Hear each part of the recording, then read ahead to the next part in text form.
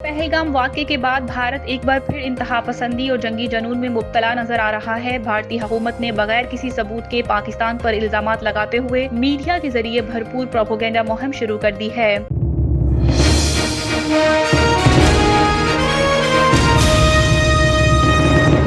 कौमी टीम के साबिक कप्तान शाहिद अफरीदी एक बार फिर खबरों की जीनत बन गए। सोशल मीडिया पर उनकी फौजी शर्ट में मलबूस और चाय का कप थामे तस्वीर ने भारतीय हलकों को शदीद रद्द-ए-अमल पर मजबूर कर दिया है।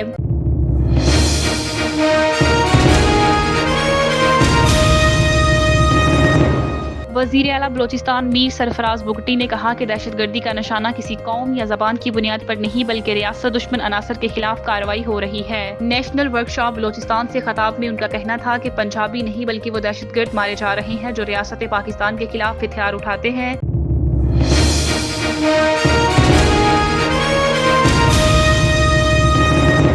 दुबई ट्रांसपोर्ट अथॉरिटी ने दुबई और शारजा के दरमियान नई इंटरसिटी बस सर्विस शुरू करने का ऐलान किया है, जो 2 मई से फाल हो जाएगी। सर्विस का मकसद दोनों शहरों के दरमियान ट्रैफिक के बढ़ते हुए दबाव पर काबू पाना है।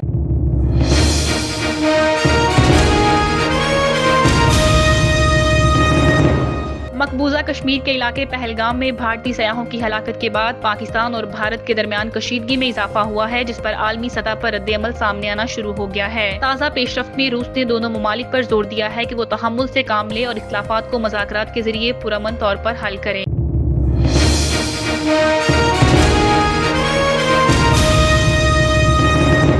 पाकिस्तान डिजिटल सरमायाकारी का मरकज बनने की जानिब गामजन है। वज़ीर-ए-आज़म शहबाज शरीफ ने कहा है कि पाकिस्तान की 24 करोड़ आबादी पर मुश्तमिल मईशत खित्ते की सबसे बड़ी मौजूद मार्केट है, जहां डिजिटल स्टार्टअप्स और बैरूनी सरमायाकारी के बेशुमार मौके मौजूद हैं।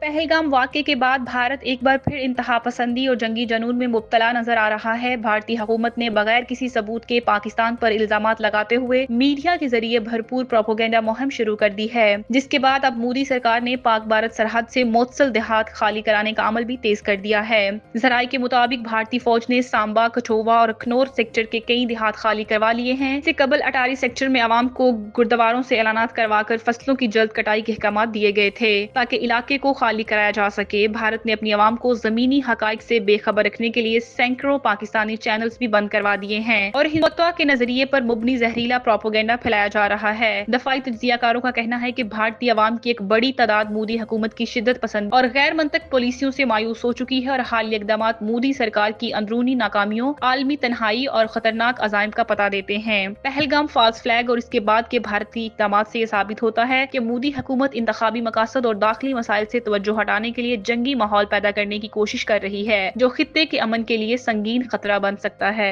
कौमी टीम के साबिक कप्तान शाहिद अफरीदी एक बार फिर खबरों की जीनत बन गए। सोशल मीडिया पर उनकी फौजी शर्ट में मलबूस और चाय का कप थामे तस्वीर ने भारतीय हलकों को शदीद रद्द-ए-अमल पर मजबूर कर दिया है। अफरीदी ने समाजी राब्ते की वेबसाइट एक्स पर साबिक भारतीय क्रिकेटर शकीर दोन को तंजिया अंदाज में जवाब देते हुए लिखा, छोड़ो जीत हार को, आओ शकीर तुम्हें चाय पिलाता हूँ। इस पैगाम के साथ शेयर की गई तस्वीर में वो फौजी अंदाज में खड़े नजर आ रहे हैं, जिस पर भारतीय सारिफीन ने शदीद और नाजेबा तबसरे किए। भारतीय सोशल मीडिया सारिफीन की जानिब से नामुनासिब रद्द-ए-अमल पर दुनिया भर से शाहिद अफरीदी के हक में आवाजें उठने लगी और भारतीय मदाहों को शदीद तनकीद का निशाना बनाया गया। वाज़ेह रहे कि इससे कबल पहलगाम वाक़ये पर शाहिद अफरीदी ने भारतीय फौज की नाकामी पर सवाल उठाते हुए कहा था कि मकबूजा कश्मीर में 8 लाख भारतीय फौज होने के बावजूद हमला हुआ तो उसका मतलब तुम नकम्मे हो जो लोगों को सिक्योरिटी नहीं दे सके। उनका कहना था कि हर वाक़ये का इल्जाम पाकिस्तान पर लगा देना अब भारतीयों की आदत बन चुकी है। शकीर दून ने भी अफरीदी के बयान पर रद्द-ए-अमल देते हुए लिखा था कि कारगिल में भी तुम्हें हरा दिया था और अब भी अपनी फौज पर फख्र करते हैं। अफरीदी ने इस मौका पर भी ये कहा कि अगर भारत खेल बंद करना चाहता है तो सिर्फ क्रिकेट नहीं बल्कि कबड्डी समेत हर चीज बंद करे। 2016 के T20 वर्ल्ड कप में हालात के बावजूद पाकिस्तानी टीम भारत गई, लेकिन आज खेल को सियासत की नजर किया जा रहा है। ये सारा मामला एक बार फिर इस बात की अक्कासी करता है कि शाहिद अफरीदी के बयानात और अंदाज भारतीय मीडिया और सोशल मीडिया प्लेटफॉर्म्स पर कितनी गहरी चुभन रखते हैं। वज़ीर आला बलोचिस्तान मीर सरफराज बुगटी ने कहा कि दहशतगर्दी का निशाना किसी कौम या जबान की बुनियाद पर नहीं बल्कि रियासत दुश्मन अनासर के खिलाफ कार्रवाई हो रही है। ہے۔ نیشنل ورکشاپ بلوچستان سے خطاب میں ان کا کہنا تھا کہ پنجابی نہیں بلکہ وہ دہشت گرد مارے جا رہے ہیں جو ریاست پاکستان کے خلاف ہتھیار اٹھاتے ہیں۔ سرفراز بگٹی نے کہا کہ دہشت گردی سے نمٹنے کے لیے کنفیوژن سے باہر آنا ہوگا اور زمینی حقائق کے مطابق وضاحت حکمت عملی اپنانا ہوگی۔ انہوں نے زور دیا کہ ہر پاکستانی کو بلوچستان کے بارے میں تصور اور حقیقت کا فرق سمجھنا ہوگا کیونکہ بدامنی کی اصل وجہ غیر متوازن ترقی نہیں بلکہ گورننس کے مسائل ہیں۔ ان کا کہنا تھا کہ بیڈ گورننس اور ترقی نہ ہونے پر شکایات حکومت سے ہو سکتی ہیں لیکن ریاست سے ناراضی کا کوئی جواز نہیں ہے۔ ریاست سے وفاداری آئینی ذمہ داری ہے اور آئین کا آرٹیکل 5 اس پر زور دیتا ہے۔ وزیر اعلیٰ نے کہا کہ بلوچستان کے حالات کو درست طور پر سمجھنے کے لیے تاریخ کا صحیح ادراک ضروری ہے کہ لات کے محدود آپریشن کو پورے بلوچستان کا آپریشن کہنا تاریخی حقائق کو مسخ کرنے کے مترادف ہے، جیسے لیاری یا رحیم یار خان کے مخصوص آپریشن کو پورے کراچی یا پنجاب کا آپریشن نہیں کہا جا سکتا۔ سرفراز بگٹی نے تعلیم کے شعبے میں حکومتی اقدامات کا ذکر کرتے ہوئے کہا کہ بلوچستان میں بے نظیر بھٹو اسکالرشپ پروگرام جاری ہے جس کی بدولت غریب طلبہ کو میٹرک سے لے کر پی ایچ ڈی تک اعلیٰ تعلیمی اداروں تک رسائی دی جا رہی ہے۔ انہوں نے بتایا کہ سویلین کے بچوں، اقلیتی برادری اور ٹرانسجینڈر افراد کے لیے بھی تعلیمی وظائف مختص کیے گئے ہیں۔ وزیر اعلیٰ کا کہنا ہے کہ 30,000 نوجوانوں کو ہنرمند بنا کر بیرون ملک روزگار کے لیے بھجوایا جا رہا ہے تاکہ نہ صرف انہیں بہتر زندگی ملے بلکہ بلوچستان کی معیشت بھی مضبوط ہو۔ دبئی ٹرانسپورٹ اتھارٹی نے دبئی اور شارجہ کے درمیان نئی انٹرسٹی بس سروس شروع کرنے کا اعلان کیا ہے جو 2 مئی سے فعال ہو جائے گی۔ سروس کا مقصد دونوں شہروں کے درمیان ٹریفک کے بڑھتے ہوئے دباؤ پر قابو پانا ہے اور عوامی ٹرانسپورٹ کے نظام کو مزید بہتر بنانا ہے۔ نیا روٹ E308 دبئی کے اسٹیڈیم بس اسٹیشن کو شارجہ کے الجبیل بس اسٹیشن سے جوڑے گا۔ اس روٹ پر بس کا یک طرفہ کرایہ 12 درہم ہوگا جو مسافروں کے لیے کم لاگت اور آرام دہ سفر کا ذریعہ بنے گا۔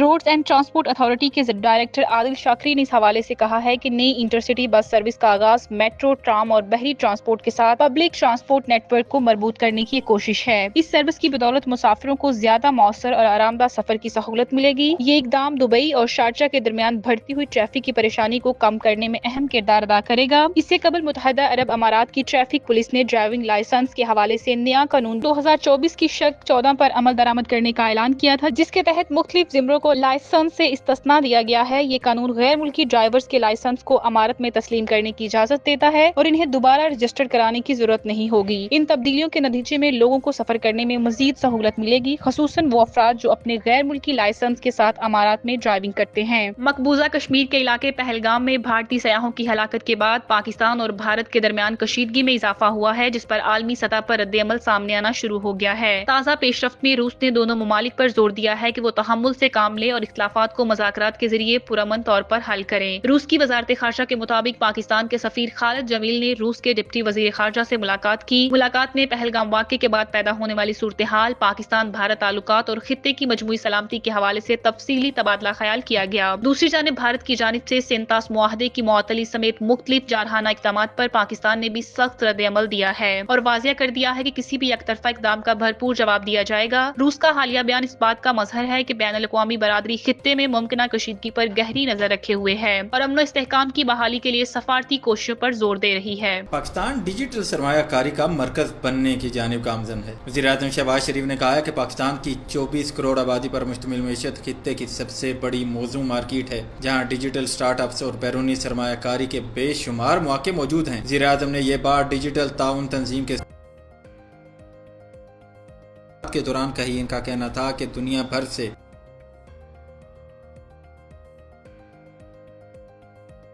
ملک کے کی واضح مثال ہے کہ پاکستان کا سب سے بڑا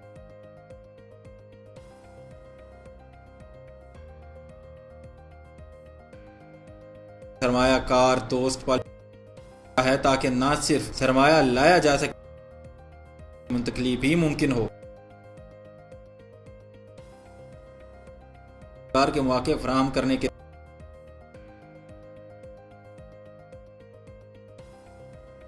رجحان نہیں بلکہ عالمی